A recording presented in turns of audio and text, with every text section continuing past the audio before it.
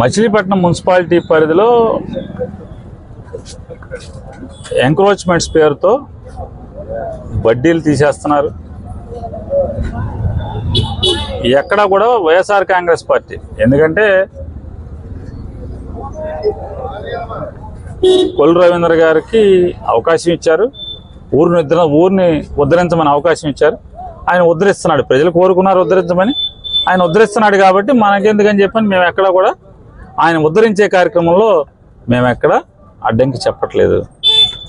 కానీ ఎంత నీచానికి దిగజారుతున్నారంటే వీళ్ళు అధికారులు కూడా, ఎంత అంటే మరీ మున్సిపల్ కమిషనర్ అనేవాడు ఎంత తొత్తుగా మారి నీచంగా దిగజారి ప్రవర్తిస్తున్నాడంటే, ఈ జిల్లా కోర్టు సెంటర్లో అంటే సాయిబాబా గుడి దగ్గర నుంచి జిల్లా కోర్టు వరకు ఉన్నటువంటి ఎంక్రోచ్మెంట్స్ రిమూవ్ చేసేసి వెళ్ళిపోయాక కమిషనర్కి ఎక్కడి నుంచో ఫోన్ వచ్చింది, బహుశా ఆ దగ్గరలోంచి వచ్చి ఉంటుంది.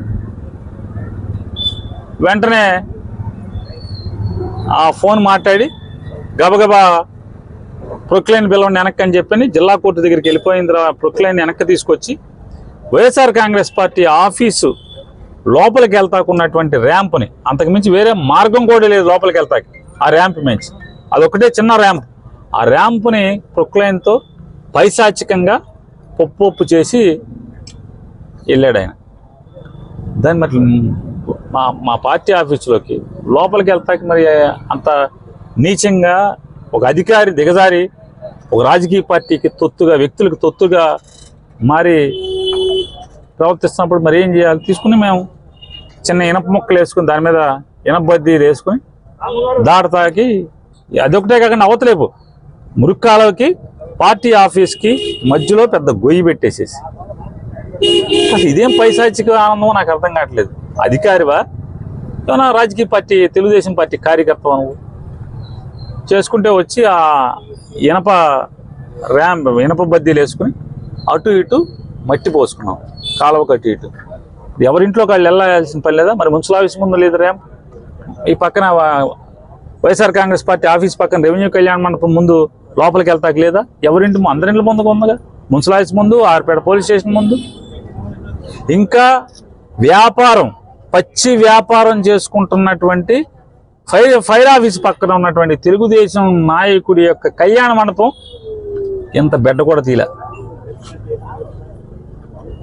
ఊరంతా కాలువల మీద తీసేయాలి, కొల్లు రవీంద్ర గారి ఇంటి ముందు మాత్రం కాలువల మీద తీయకూడదు. చాలా చోట్ల వార్డు ఇన్ఛార్జీలకి బేరం మాట్లాడుకుంటే మళ్ళీ కావాలంటే రామానాయుడుపేటలో జ్యూస్ షాప్ ఏం జరిగిందో చూసుకోండి, కొట్టేశారు ఊరంతా, మొత్తం పేట సెంటర్ అంతా కొట్టేశారు. మళ్ళీ వెళ్ళి అధికారులకు డబ్బులు ఇచ్చాం, తెలుగుదేశం పార్టీ వాళ్ళకి డబ్బులు ఇచ్చాం, మళ్ళీ మమ్మల్ని అంటే మళ్ళీ కట్టేసారు, మళ్ళీ పెట్టేసి మళ్ళీ బయటికి కూడా మళ్ళీ షెడ్ వేసేసారు కదా. అంటే తెలుగుదేశం వార్డు ఇన్ఛార్జీలకి చేతులు తడిపితే, అధికారులకు ముడుపులు ఇస్తే మళ్ళీ కొట్టేసి మళ్ళీ కట్టుకుంటున్నారు. నిర్మలా స్కూల్ దగ్గర మొత్తం అంటే రెక్కాడితే కానీ, అంటే బడ్డీ కొట్టు తీసి పొద్దున్నుంచి రాత్రి దాకా ఆ బడ్డీ కొట్టు తిరగటం వల్ల మాత్రమే పొతుకుదేరు ఎల్లబూర్చేటువంటి అందరినీ కూడా కొట్టేసేసి, మున్సిపాలిటీ కాలువనే కాకుండా మున్సిపాలిటీ ఆస్తి మొత్తాన్ని ఆక్రమించు నిర్మాణం చేసి వ్యాపారం చేస్తున్న షెడ్డును మాత్రం ముట్టుకోకూడదు.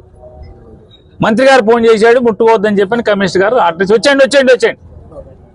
ఇట్లా బందర్లో ఎక్కడెక్కడ కావాలంటే పచ్చిగా వార్డు ఇన్ఛార్జీలకి డబ్బులు ఇచ్చిన చోట, అలాగే అధికారులకు డబ్బులు ఇచ్చిన చోట మాత్రం మళ్ళీ కట్టుకుంటున్నారు, అవి వదిలేస్తున్నారు కొన్ని చోట్ల. ఈ తప్పుడుతనాన్ని కట్టిపెట్టమని చెప్పని, ఇటువంటి నీచానికి అధికారులు పాల్పడితే కనుక ఖచ్చితంగా మీరు మూల్యం చెల్లించాల్సి వస్తుంది.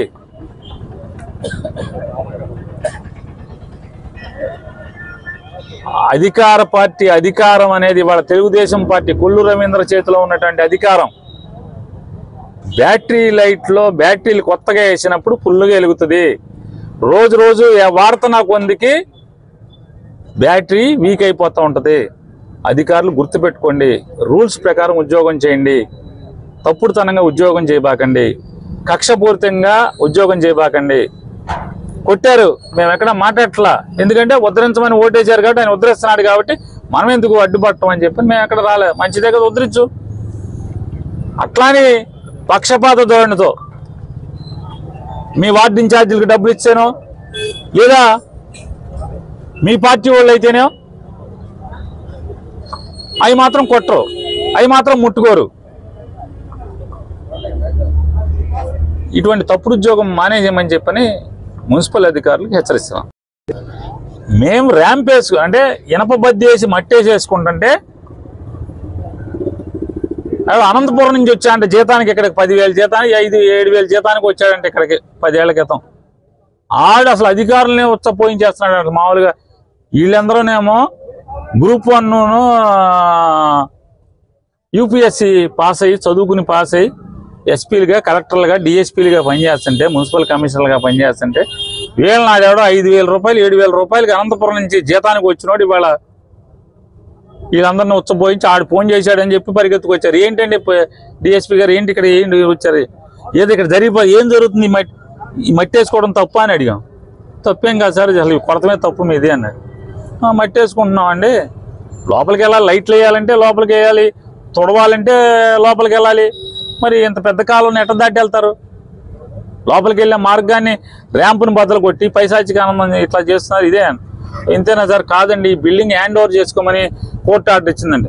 రమ్మని హ్యాండ్ ఓవర్ చేసుకోమని అని చెప్పి మున్సిపల్ అధికారులు వచ్చారు. అబ్బాయి నాకేం తెలియదండి, మా కమిషనర్ గారు డిఎస్పీ గారికి, భాషా గారికి ఫోన్ చేశాడండి, భాషా గారు డిఎస్పీ గారికి ఫోన్ చేశారండి, మా కమిషనర్ గారు డిఎస్పీ గారు ఉన్నారు, నువ్వు వెళ్ళి అక్కడ పేరు నాని వాళ్ళందరినీ ఎరగొట్టేసి ఆ బిల్డింగ్ అంతా పడగొట్టి వచ్చేయమని చెప్పారండి. వచ్చామండి అన్నాడు. మరి పడగొట్టేయండి అన్న, ఆర్డర్ లేనిదే మేము కొడతామండి అన్నాడు. సరే ఆర్డర్ లేనప్పుడు ఏం చేద్దాం డిఎస్పీ గారు అన్న.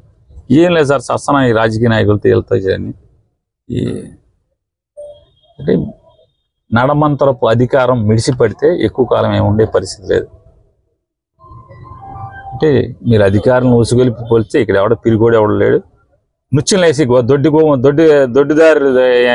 గుమ్మంలో గోడకు నుచ్చేసి దూకేసి స్థితిలో ఎవడు లేడు ఇక్కడ. మా హక్కులకి మేము పోరాడతాం, ధర్మంగానే ఉన్నాం, న్యాయబద్ధంగానే ఉన్నాం, ఖచ్చితంగా మేము పోరాడి తీరుతాం. వచ్చామనండి వాళ్ళు ఏమంటారంటే ఇంకా డిసైడ్ చేయలేదు కదా, ఎందుకు జూలైలో వస్తే ఇప్పుడు దాకా డిసైడ్ చేయకుండా అంత ఇర్రెగ్యులర్గా ఉద్యోగం చేస్తున్నాడండి. సార్ కోర్టు అంటే కూడా భయభక్తులు లేదా? కోర్టు అంటే కూడా భయభక్తులు లేకుండా ఉన్నాడు మున్సిపల్ కమిషనర్. అలాగే సార్, నేనేమంటే మాకైతే ఏమి కమిషనర్ మాకు నోటీస్ ఇవ్వాలా, ఆర్డర్ ఇవ్వలేదు. మా ప్రాపర్టీ మేము లీజ్ అవుట్లో ఉన్నాం. ఈ ప్రాపర్టీలో నేను సార్ 33 ఏళ్ళకి నేను లీజ్లో ఉన్నాను. ఈ ప్రాపర్టీలో లీజ్ కూడా పే చేసి ఉన్నాను ఇన్ అడ్వాన్స్. లీజ్ వికేట్ చేస్తే కోర్టు ఆర్డర్ ఏం లేదు ఈ ప్రాపర్టీ నుంచి. డిమాలిషన్ కంటే డిమాలిషన్ చేస్తాక నాకేమీ నోటీస్ ఇవ్వలేదు. నువ్వు డీవియేషన్స్ కట్టావని కానీ, నువ్వు ప్లాన్ తప్పుడుదనంగా కట్టావని కానీ.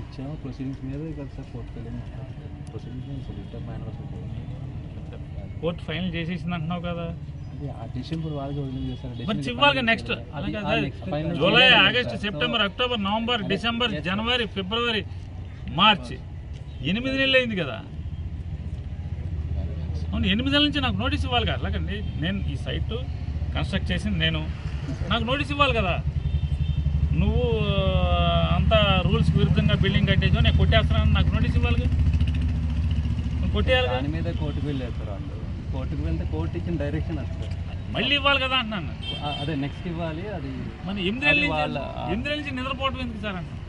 8 నెలలు అన్లెస్ అతను డిమాలిష్ చేసినా కూడా ఈ ప్రాపర్టీని ఎంజాయ్ చేసే హక్కు నాది సార్ లీగల్గా. ఓన్లీ బిల్డింగ్ డీవియేషన్ ఉంటే దాని గురించి నేను లీజ్లో ఉన్నా సార్. ఈ ప్రాపర్టీ మీకు అన్ని విషయాలు తెలుసు. ఇది నేను ఈ 2 acres నేను లీజ్లో ఉన్నాను. నాకు ఎంఆర్ఓ హ్యాండ్ ఓవర్ చేశాడు. నేను డబ్బులు కట్టాను, డబ్బులు కట్టాను. అయినా 10% ఎంత తోకాలి సార్ లోపలికి వెళ్ళాలంటే. మన ఎంజాయ్మెంట్ రైట్ కోర్టు మాకు ఇచ్చేసిన హ్యాండ్ ఓవర్ చేసుకుందన్నాం సార్. మరి హ్యాండ్ ఓవర్ చేసుకుందా కాగితం ఇచ్చేసి స్థలం నాది, నీకెట్ట హ్యాండ్ ఓవర్ చేస్తుంది? నేను లీజులో ఉంటే కోర్టు ఎవరు చెప్పారు?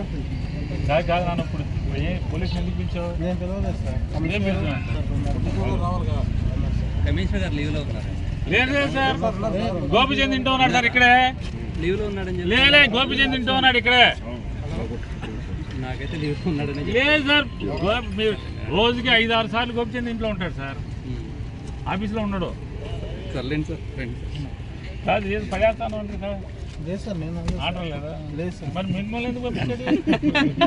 బాబు, నువ్వు అంత భయపడవు బాబు. నువ్వు అలాగే సార్, మీకు చట్టం సార్, మీకు చట్టం తెలుసు కదా.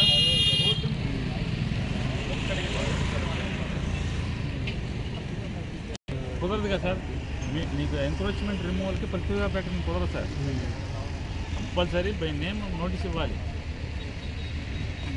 పవర్ ఉంది, కరెంటు తీయాలంటే వీళ్ళు రిమూవ్ చేయమని రాయాలి, వీళ్ళకి నోటీస్ ఇవ్వాలి. నేను కాదు, మీరు పిలిచారు సార్. నేను బాబు ఇక్కడ ఏం జరగట్లేదు సార్, ఇన్ఫార్మల్. నేను పిలవాలా మరి? ఎవరు? నేను పిలిచాను. ఈ ఇష్యూ జరుగుతుంది కదా.